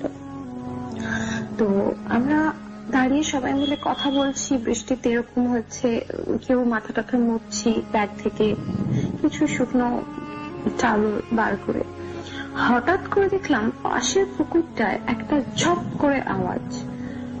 তো কি হলো, এরকম ঘুরে দেখছি 2জন মানুষ উঠছে নামছে। তো কিছুক্ষণের জন্য আমরা ভাবছি যে এত রাতে কি মাছ ধরছে, কিন্তু এত এরকম দুর্যোগ যে কেউ মাছ ধরতে পারে, ইটস রিয়েলি আনবিলিভেবল। আমরা হঠাৎ করে তারপর দেখছি, আমরা পরিষ্কার সবাই ওখানে যে কজন প্রেজেন্ট ছিলাম সবাই দেখেছি যে 2জন মানুষ তারা ডুবছে উঠছে। তারপর হঠাৎ করে দেখলাম যে বাস আর কিছু নেই, মিলিয়ে গেল যে কি হলো। আমরা যে ভুল দেখলাম, কিন্তু সবাই মিলে ভুল দেখবো এটা তো হতে পারে না। জাস্ট টার্ন করেছি মুখটা অন্যদিকে, আবার সেই একই আওয়াজ, জাস্ট ঝুপঝাপ জলের মধ্যে দুজন মানুষ উঠছে নামছে। এবার তো সবাই মোটামুটি বুঝে গেছে, যারা একটু মানে এজড ছিল আমাদের মধ্যে, তারা বুঝে গেছে যে এটা একটা নর্মাল ব্যাপার নয়, এটা নিশ্চয়ই কোনো প্যারানর্মাল অ্যাক্টিভিটি। সো যা হয় আমরা যা ভেতরে জানি, সূরা কলমা পড়তে শুরু করলাম, দোয়া দরুদ পড়তে শুরু করলাম। সো হঠাৎ তারপরে আবার জিনিসটা মিলে গেল।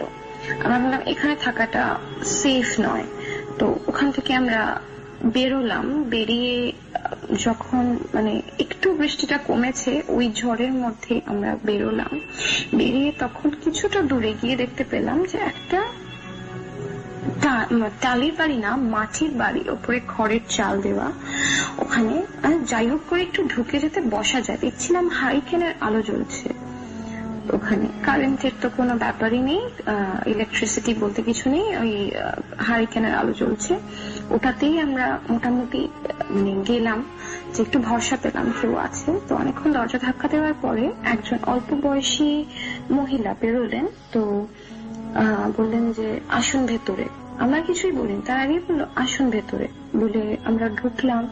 ঢোকার পরে দেখলাম একটু দূরে বারান্দায়, যেটাকে দালান বলে, সেখানে একজন শুয়ে আছে দোলনাতে। তো আমি তখন অনেক ছোট ছিলাম, আমার যদিও সবটা মনে আছে। তো আমি বললাম মাকে যে মা, I have to go to toilet.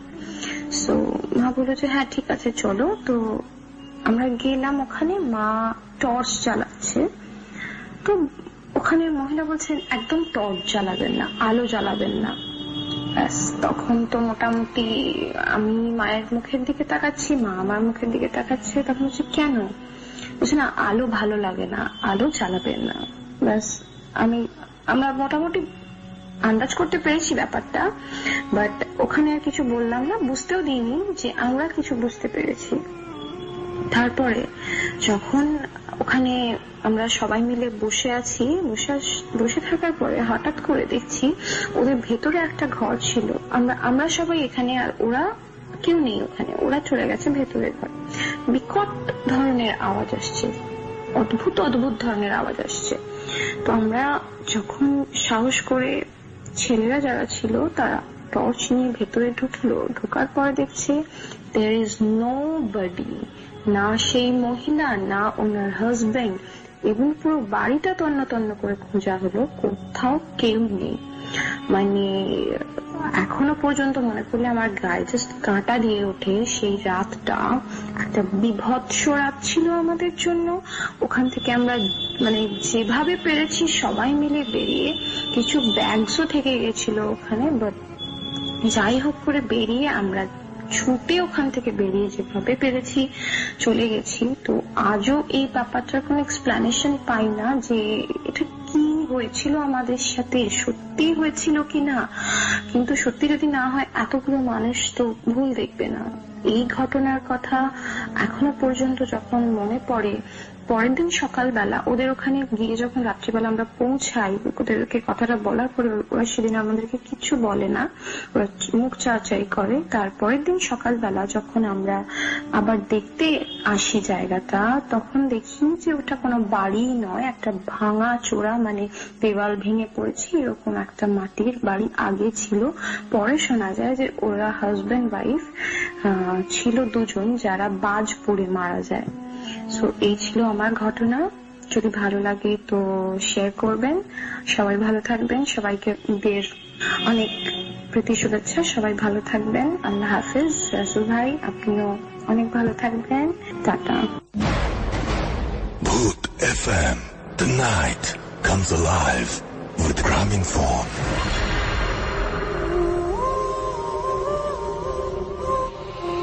আমরা চলে যাচ্ছি আমাদের পরবর্তী প্রথম অতিথির কাছে। আরো একবার যাবো একটা ঘটনার জন্য, এবং আমাদের আরো একজন নতুন অতিথি এই মুহূর্তে আমাদের স্টুডিওতে আছেন, তার কাছেও যাব। তবে তার আগে প্রথম অতিথির কাছে যাচ্ছি। আরো একবার আপনার নাম এবং আপনি কোথা থেকে এসেছেন সেটা বলে আপনার ঘটনাটা শুরু করবেন প্লিজ। ধন্যবাদ রাসেল ভাই।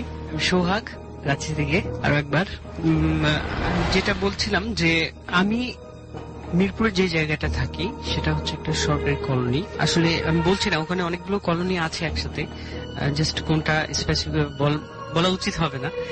তো আমি যে জায়গাটা থাকি এর আগের শোয়ে একবার আমি বর্ণনা দিয়েছিলাম যে অ্যাট এ গ্ল্যান্স 7টা বিল্ডিং পাশাপাশি একেবারে সিরিয়াল ভাবে 7টা বিল্ডিং আছে। তারপর হচ্ছে একটা পাকা রাস্তা আছে পাশে, দেন একটা পুকুর আছে। এই বিষয়টা হচ্ছে এই বিল্ডিং গুলো অনেক আগে তৈরি হয়েছে। আর যখন আমি আমার লাস্ট শোতে যে ঘটনাটা বলেছিলাম যে এখানে অনেক কিছুর ব্যাপার আছে, তো এটা নিয়ে আমার কিউরিওসিটি ছিল। আমি যখন গেলাম আমার এলাকায়, ওই এলাকায় যে আমি বেশ কয়েকজনের সাথে কথা বলেছিলাম, দেন ওখানে একজন সিকিউরিটি গার্ড অনেকদিন আগে, অনেক বছর আগে মারা যায়। কিসের জন্য মারা যায় এটা বলছে যে ওই কলোনির মধ্যে এখনো অনেক গাছ আছে, অনেক বিভিন্ন জায়গায় ঝোপঝাড় আছে, গাছ আছে। তো ওই কলোনিতে যে বিল্ডিং গুলো তৈরি হয়েছে, বিল্ডিং গুলো মোটামুটি অনেক পুরনো, কিন্তু ওই যে বারবার ইয়ে করার পরে, রং টং করার পরে এখন ওরকম আছে। একজন সিকিউরিটি গার্ড ওই কলোনিতে মারা যায়। মারা যাওয়ার কারণটা ছিল যে তিনি ওখানে কিছু একটা দেখেছিল। তো মারা যাওয়ার অনেক বছর পরে আমি যখন সেই শোটা ইয়ে করলাম, বলার পরে নেক্সট শোতে যে ঘটনাটা বললাম, ওটার পরে আমি যখন গেলাম, যাওয়ার পরে এটা নিয়ে নাড়াচাড়া করতে করতে আমি এক সিকিউরিটি গার্ডের কাছে বললাম। তখন উনি বললো যে হ্যাঁ, এরকম অনেক কিছু আছে এই কলোনির মধ্যে, আর এখানে এটা অনেকেই দেখছে কিন্তু কখনো কেউ প্রকাশ করেনি। আর যে মারা যাওয়ার যে বিষয়টা, এটা শুনেছি। এটা শোনার পর যখন ওনাকে জিজ্ঞেস করলাম যে এখানে একজন সিকিউরিটি গার্ড মারা গেছিল, কিভাবে মারা গেছিল আমাকে একটু বলেন, দেন উনি আমাকে বলছিলেন এইভাবে যে অনেক বছর আগে যে সিকিউরিটি গার্ড এখানে রাতভর পাহারা দিত, সে এই কলোনির মধ্যে অনেক রাত্রি করে ঘুরে বেড়াতো। তো কলোনির একটা সময় যে 7টা বিল্ডিং আছে, বিল্ডিং এর শেষ বিল্ডিং যেটা, সেই বিল্ডিং এর পরে অনেকখানি জায়গা আছে। সে জায়গাটায় হচ্ছে বছরান্তেও মনে হয় কেউ যায় কিনা সন্দেহ আছে, কারণ এই বিল্ডিংটা, এই জায়গাটাতে অনেক পাতা পড়ে থাকে, শুকনো পাতা পড়ে থাকে। আর হচ্ছে কি যে একেবারে মানে ওখানে কেউ যায় না, এরকম একটা জায়গা।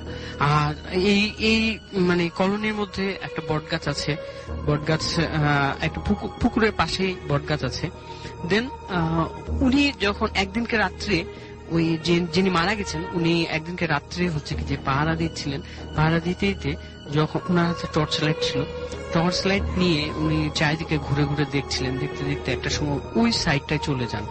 চলে যাওয়ার পরে তখন তিনি যখন ওই জায়গাটাতে যখন টর্চ লাইটে ফোকাস করেন, তখন দেখেন কি যে একজন লোক ওই যে জায়গাটার কথা বললাম যেখানে হচ্ছে অনেক মানে মানুষ যায় না, যেখানে ওই জায়গায় একজন লোক বসে আছেন।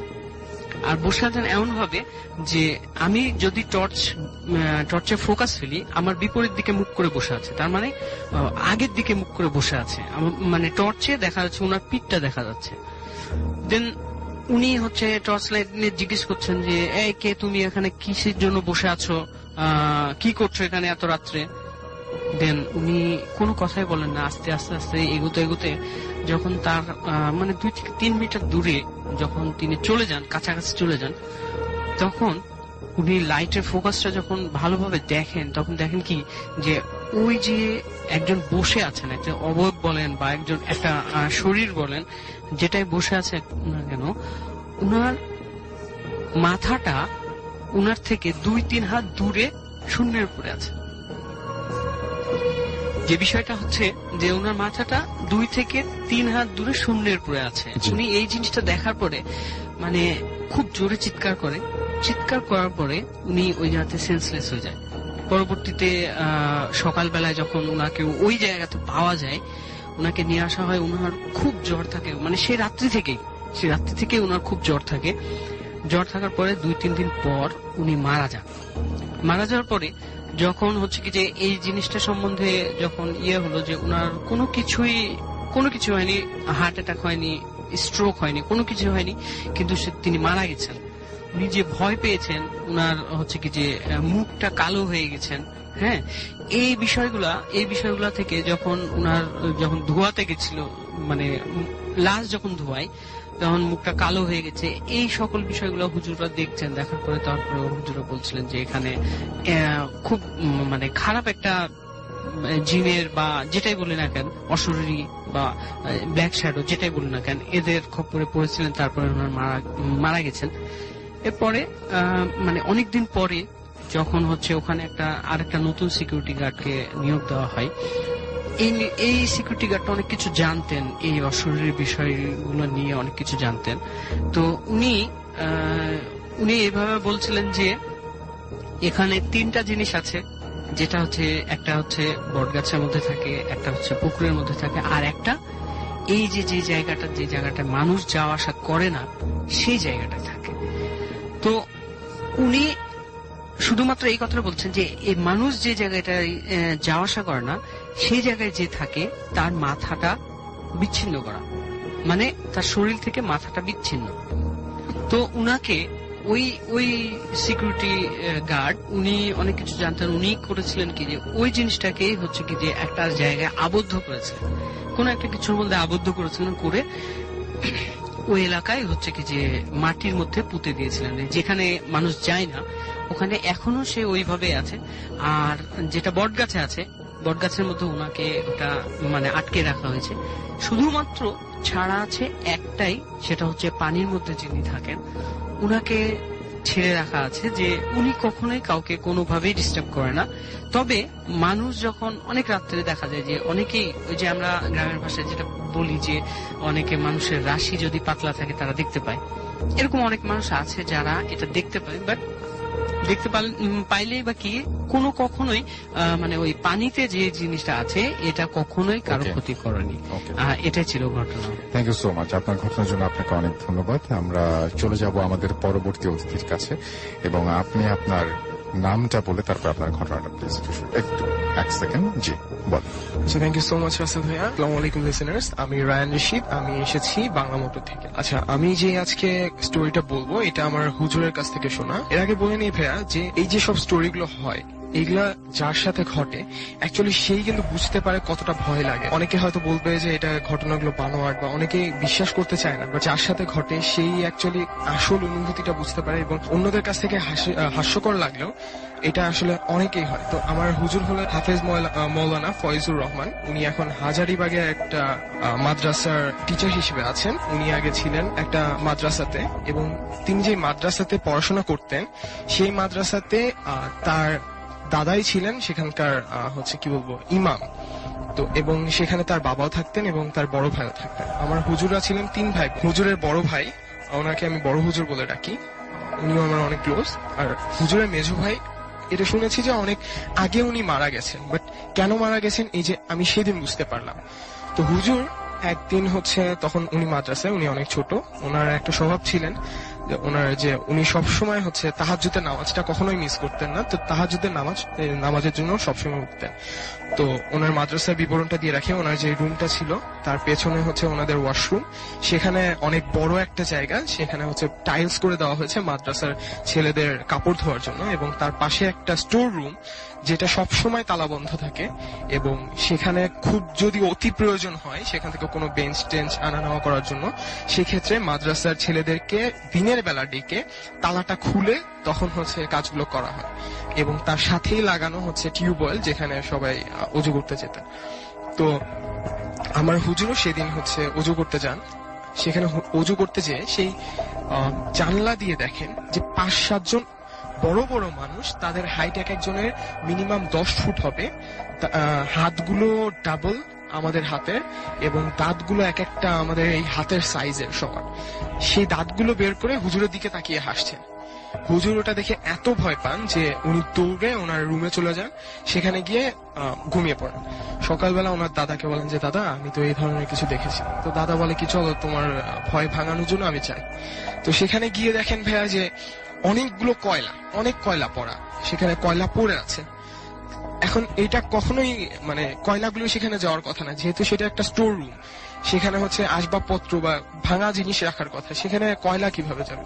তখন হচ্ছে হুজুরের দাদা বলেন যে এক প্রকার জিন আছে যারা কয়লা খেতে বেশি পছন্দ করে, তো তারা হয়তো সেখানে কয়লা খাচ্ছিলেন।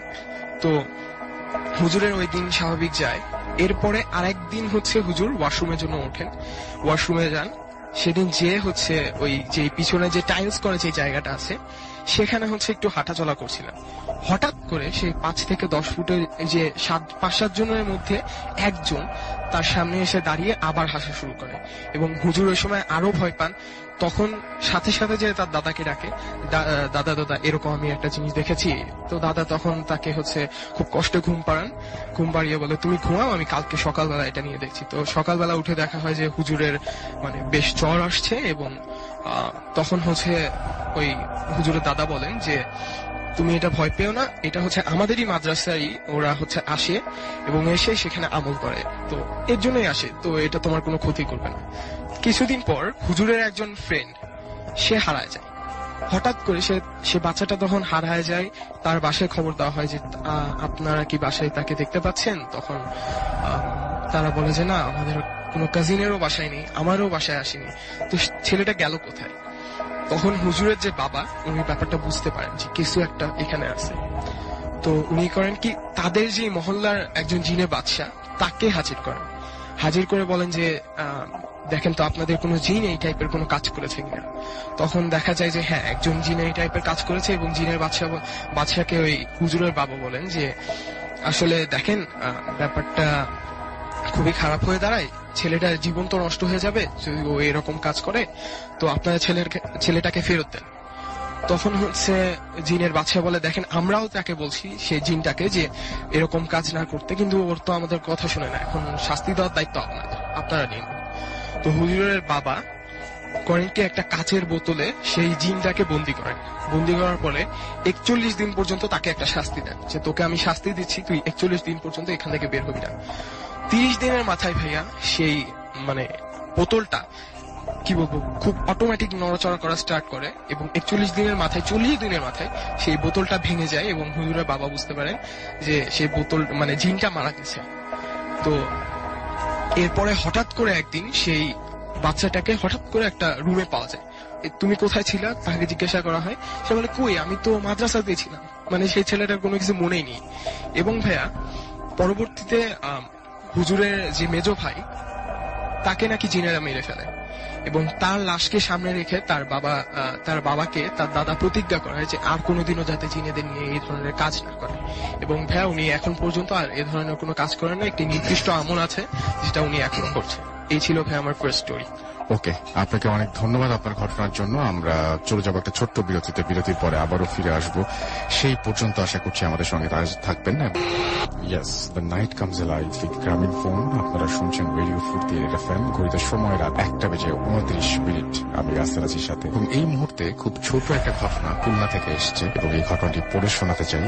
এই ঘটনাটি খুব অদ্ভুত টাইপের একটা ঘটনা, ভয়ের বলবো কিনা জানি না যিনি লিখেছেন, আমি বরং তার মতো করেই পড়ে শোনাই এবং পুরোপুরি ভারটা আপনাদের উপরে দিয়ে দিই। আসসালামু আলাইকুম রাসেল ভাই, আশা করি ভালো আছেন। আমি অনেকদিন থেকেই ভাবছি আমার সংগ্রহে থাকা কিছু ঘটনা লিখে পাঠাবো, তবে সময়ের অভাবে সেটা হয়ে ওঠে। বেশ ব্যস্ততার মধ্যেও একটা ঘটনা লিখছিও খুব সংক্ষেপে।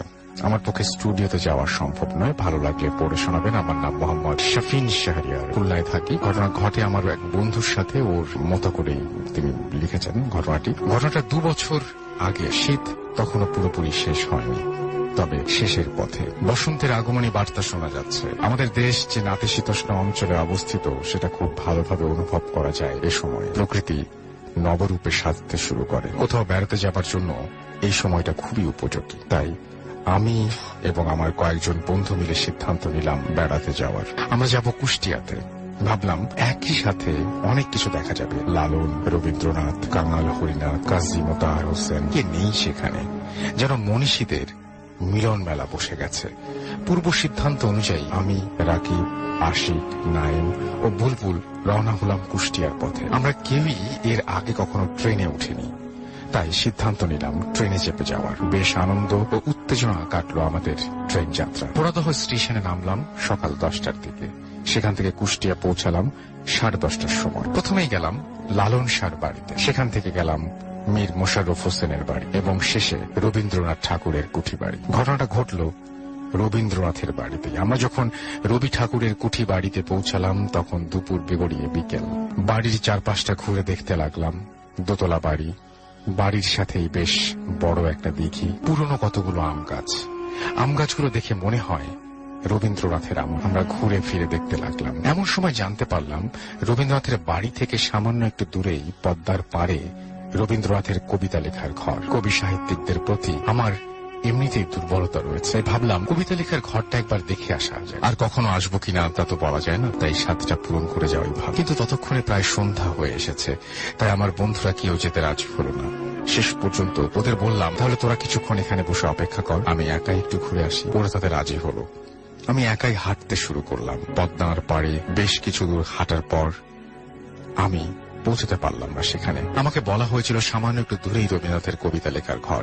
হেঁটে যেতে চাইলে সর্বোচ্চ 5 থেকে 7 মিনিট সময় লাগবে, কিন্তু আমি 20 মিনিট হাঁটার পরেও কিছুই দেখতে পেলাম না। আরো 10 মিনিট হাঁটলাম, তাও কিছু দেখতে পেলাম না। তখন ভাবলাম কবিতা লেখার ঘর দেখে আর কাজ নেই, ফিরে যাই বন্ধুদের কাছে, ওরা হয়তো আমার জন্য অপেক্ষা করে আছে। তখন আমি রবীন্দ্রনাথের বাড়িতে ফিরে যাওয়ার জন্য হাঁটতে শুরু করলাম। যে পথে এসেছিলাম সে পথেই ফিরে যেতে শুরু করলাম, কিন্তু ফিরে যাওয়ার সময় সবকিছু অপরিচিত মনে হতে লাগলো। মনে হচ্ছে এই পথে আমি এর আগে কখনো আসিনি। এসেছিলাম যে পথে সেটা ছিল মাটির রাস্তা, আর এখন যে পথ দিয়ে হাঁটছি সেটা শুধু পাকা রাস্তা যে তাই না, বরং সুন্দর একটি রাস্তা যেখানে আমি আগে কখনো আসিনি। যতই সময় যেতে লাগলো আমি ততই এক শহরের মধ্যে প্রবেশ করতে লাগলাম, যে শহর বাস্তবে হওয়া সম্ভব নয়। মানুষ এত সুন্দর শহর হয়তো স্বপ্নেও কল্পনা করতে পারে না। ওই শহরের বৈশিষ্ট্য বলি, প্রথমত ওই শহরটা মানুষেরা একটা বিশেষ ভাষায় কথা বলে। ভাষাটা আমার পরিচিত না, কিন্তু মজার বিষয় হলো আমি তাদের কথা বুঝতে পারছি। শুধু বুঝতে পারছি তাই না, বরং চাইলে ওই ভাষায় কথাও বলতে পারছি। রঙিন আলোয় ঝলমল করছে পুরো শহর, কোথাও কোনো ধুলোবালি কিংবা ময়লার চিহ্ন নেই। শহরটাতে বিন্দুমাত্র অসঙ্গতি নেই, বাস্তবে সম্ভব নয় এমন বিষয়গুলো সেখানে স্বাভাবিকভাবে মনে হচ্ছিল। সবচেয়ে আশ্চর্যের বিষয় হলো সেখানে কোনো অখ্যাত মানুষ বাস করে। আমি প্রথমে যে শহরে প্রবেশ করেছিলাম তখন অনেককেই চিনতে পারিনি, কিন্তু পরে অনেকের সাথে আমার দেখা হয়েছিল এবং তারা সবাই বিখ্যাত মানুষ। এই শহরে 2 দিন থাকার পর আমি বুঝতে পারলাম আমি এ শহরে যাদের চিনি আর যাদের চিনি না তাদের সকলেই অনেক বিখ্যাত ব্যক্তি, তবে জীবিত কোনো বিখ্যাত ব্যক্তি সেখানে নেই। সেখানে যাদের দেখলাম তারা বহু আগেই মারা গেছেন, কিন্তু এ সকল বিখ্যাত লোকেরা যে মারা গেছেন, এখন যে তারা জীবিত নেই, সেই কথাটা ওই শহরে থাকা অবস্থায় একবারও মনে হয়েছে তারা স্বাভাবিক নিয়মেই বেঁচে আছেন। আমিও সেখানে তাদের সাথে বাস করছি বহুদিন ধরেই। ওই শহরে প্রবেশ করার পর আমার একবারও মনে হয়নি যে যেখানে গেলাম সেখানে গেলাম কি করে, বরং মনে হয়েছে আমি তো এই শহরেরই একজন। যে 2 দিন আমি সেখানে ছিলাম সে সময় আমার মোটেও ক্ষুধা পিপাসা বোধ হয়নি, কিন্তু সেই শহরে প্রবেশের 2 দিন পর হঠাৎ আমার খুব পিপাসা পেল। আমি পানি পান করার উদ্দেশ্যে একটা পানির উৎসের কাছে গেলাম এবং পানি পান করার পরই হঠাৎই লক্ষ্য করলাম আমি রবীন্দ্রনাথের বাড়ির দিঘির পাশে বসে আছি। আমার অদূরেই আমার বন্ধুরা দাঁড়িয়ে গল্প করছে। আমি তাদের কাছে যেতেই তারা আমার কাছে জানতে চাইল আমি এখানে কিভাবে এলাম। আমি স্বাভাবিকভাবে বললাম এইমাত্র। তারা বলল, এত দ্রুত চলে আসলি কি করে? তুই না বলেছিলি তোর 15 মিনিটের মতো লাগবে। আমি ওদের জিজ্ঞাসা করলাম কেন, কত সময় গেছে? তারা বলল এই তো সবে 5 মিনিট। তখন আমি বড় সড় রকমের একটা ধাক্কা খেলাম। তাহলে আমার কাছে মনে হওয়া এই 2 দিন আমি কোথায় ছিলাম? তাছাড়া আমার কাছে মনে হওয়া 2 দিন ওদের কাছে 5 মিনিট কেন মনে হচ্ছে? এসব প্রশ্নের কোনো উত্তর আমার জানা নেই, তবে ওই 2 দিনের অভিজ্ঞতা আমার কাছে ছিল খুবই অদ্ভুত। আপনারা যারা ইনসেপশন মুভিটা দেখেছেন তারা দেখবেন যে আমাদের রিয়েলিটিতে যে সময়টা খুব অল্প, সেটা স্বপ্নে অনেক দীর্ঘ সময় ধরে হচ্ছে। 1 সেকেন্ড স্বপ্নের ক্ষেত্রে অনেক লম্বা সময়, এরকম আমরা অনেক মুভিতে দেখি। তো এখানে এই ঘটনাটা কি তিনি স্বপ্নের মধ্যে দেখেছেন নাকি কিভাবে এই 5 মিনিট 2 দিন হয়ে গেল, এটা তিনি ভালো জানেন এবং আপনারা যারা জানাতে চান আমাদের কমেন্টে জানাতে পারেন। বাট এই ঘটনাটা একটু অদ্ভুত টাইপেরই, জানি না কতটা ভয়ের তেমন না, কিন্তু বেশ রহস্যজনক। তো যাই হোক, আমরা চলে যাব আমাদের আজকে যে আরো একজন অতিথি আছেন তার কাছে এবং তার ঘটনাটি আমরা শুনে আসবো। সেই পর্যন্ত আশা করছি আমাদের সঙ্গেই থাকবেন। তো আপনার নামটা প্লিজ প্রথমে একটু বলবেন, তারপর আপনার ঘটনায় যাব। থ্যাংক ইউ রাসেল ভাই। আমার নাম মুন্না, আমি উত্তরপাড়া থেকে এসেছি। জি রাসেল ভাই, আমি এখন যে ঘটনাটা বলতে চলেছি সেই ঘটনাটা কি কয়েকদিন আগে ঘটেছে, গেল সোমবারে এই ঘটনাটা ঘটেছে আমার সাথে। আমি তখন বগুড়াতে ছিলাম। আমার ফ্রেন্ডের পা ভেঙে যাওয়াতে বগুড়া একটা হসপিটালে তাকে অ্যাডমিট হতে হয়। সন্ধ্যা পর্যন্ত বেশ কয়েকটা ফ্রেন্ড তার ওখানে ছিলাম, কিন্তু রাত্রে আমরা মাত্র 2 জন ফ্রেন্ড তার সাথে ছিলাম। প্রায় রাত 1টা কি 1:30 বাজে তখন আমরা অনেক বোরিং ফিল করার কারণে বাইরে বের হয়ে একটু হাঁটার জন্য। তো বাইরে বের হয়ে দেখি যে ফ্রন্ট রাস্তার সাইডে অনেক মানুষজন। তো কোলাহল বশত যে জায়গাটা নির্জন, আমরা সেই জায়গায় যাওয়ার প্ল্যান করি এবং আমরা 2 ফ্রেন্ড সেই জায়গাতে যাই। তো সেই জায়গায় যাওয়ার পরে খেয়াল করলাম যে সাইডে একটা ভবন আছে, যে ভবনটার সামনে একটাই গেট, সেই গেটটা হচ্ছে লাশ ঘর নামে একটা সাইনবোর্ড টানানো আছে। তো আমরা 2 জন একে অপরের সাথে দুষ্টামি করতেছি যে এখান থেকে লাশ আসবে, আমাদেরকে ভয় দেখাবে, এরকম টাইপের কিছু। তো আমরা আস্তে আস্তে সেই লাশ ঘরের দিকে এগিয়ে যাচ্ছি। তো হঠাৎ করে চোখে বললো যে লাশ ঘরের সামনে সিঁড়িতে কোনো একজন বসে আছে, সে একটা মেয়ে, এবং বসে থেকে হয়তো বা সে কাঁদছে, এরকম টাইপের। আমরা তার কাছে গেলাম এবং জিজ্ঞেস করলাম যে এক্সকিউজ মি, আপনার কি হয়েছে, আপনি কাঁদছেন কেন? তিনি তখন বললো যে আমার ভাইয়া খুব অসুস্থ, তো এই জন্যই আমার মনটা খুব খারাপ। তো আমরা এক পর্যায়ে তার সাথে অনেক গল্পে জড়িয়ে পড়ি এবং প্রায় 4 থেকে 5 মিনিট তার সাথে গল্প করি। 4 থেকে 5 মিনিট যখন অতিবাহিত হয়ে যায়, তখন একজন সিকিউরিটি গার্ড আসে। হঠাৎ ধমকের সুরে বলতে থাকে যে এই তোমরা কে, এখানে কি করছো? এটা জনসাধারণের ঢোকা এখানে নিষেধ। তো আমি আর আমার ফ্রেন্ড উঠে দাঁড়িয়ে বলি যে কিছু না আঙ্কেল, এমনি আমার ফ্রেন্ড অ্যাডমিট আছে, আমরা একটু হাঁটতে আসছি। তো উনি বললো না, এখানে থাকা যাবে না, এখান থেকে চলে যাও। তো আমি তখন বলতেছি যে তাহলে ঠিক আছে, আমরা চলে যাচ্ছি। তো আমি পিছিয়ে ঘুরে ওই যে মেয়েটা বসেছিল তাকে ডাকার জন্য পিছিয়ে ঘুরলাম। অবাক হয়ে দেখলাম যে পিছিয়ে সে নেই। আশ্চর্যের বিষয় যে সেখান থেকে বেরোনোর মতো আর কোনো পথ নেই, আমাদের সামনে দিয়ে যেতে হবে তাকে যদি সে চলে যেতে চায়। আর পিছনে লাশঘর, যেটা ভিতর থেকে লক করা ছিল। তো আমরা 2 জনের মধ্যে বলতেছি যে উনি কোথায় গেল? তো হঠাৎ করে সিকিউরিটি বলতেছে উনি কে? পরে বললাম যে এখানে আমাদের সাথে যে একটা মেয়ে বসেছিল, সে কোথায় গেল, আপনি তাকে দেখছেন? সে বলতেছে না, আমি তো কোনো মেয়ে দেখিনি, তোমরা তো 2 জনই বসেছিলে, আমি যখন আসছি তখন তোমাদের 2 জনকে দেখছি। তো আমরা খুব ঘাবড়ে যাই যে এটা কিভাবে সম্ভব। আমরা প্রায় 5-6 মিনিট তার সাথে আমরা গল্প করলাম, এখানে একটা মেয়ে ছিল, এখন সে কোথায় গেল? তখন সেই সিকিউরিটি বুঝতে পারলো যে হয়তোবা আমাদের সাথে প্যারানর্মাল টাইপসের কিছু একটা হয়েছে। তো তিনি বললো তোমরা অর্ডে ফিরে যাও, এই জায়গাটা সেফ না। তো আমরা 2 জন উঠলাম এবং অর্ডে ফিরে আসার জন্য যে রাস্তা দিয়ে যেতে হবে সেখান দিয়ে যাচ্ছি। ওইটাও নির্জন ছিল। তো হঠাৎ করে দেখি যে এখন একটা এটিএম বুথ ছিল, এটিএম বুথের পাশে কয়েকটা গাছ ছিল, সেই গাছের আড়ালে সে মেয়েটা দাঁড়ানো এবং তার চেহারাটা এখন বিভৎস একটা আকৃতির ছিল। তো আমরা সেটা দেখে ভয় পেয়ে যাই এবং সাথে সাথে আমরা অর্ডে ফিরে আসি। পরে যখন প্রায় ভোর আজান হয়ে গেছে, অনেকটা সকাল হয়ে গেছে, তো সে সময় সেই সিকিউরিটি গার্ডটা হয়তো তার ডিউটি শেষ, সে চলে যাবে, এমন সময় সে অর্ডার ওখানে আসে এবং আমাদের দেখতে পায়। আমাদের জিজ্ঞেস করে যে রাতে কি আর কোনো কিছু হয়েছিল বা ভয় পেয়েছিলে নাকি, এরকম কিছু। তো আমরা বললাম যে না, আমরা তো ওরকম ছাড়া আর কোনো কিছু দেখিনি। পরে তাকে রিকোয়েস্ট করার পরে রিকোয়েস্ট করলাম যে আসলে জায়গাটাতে কি কোনো হন্টেড কিছু আছে বা কেন সেফ না জায়গাটা।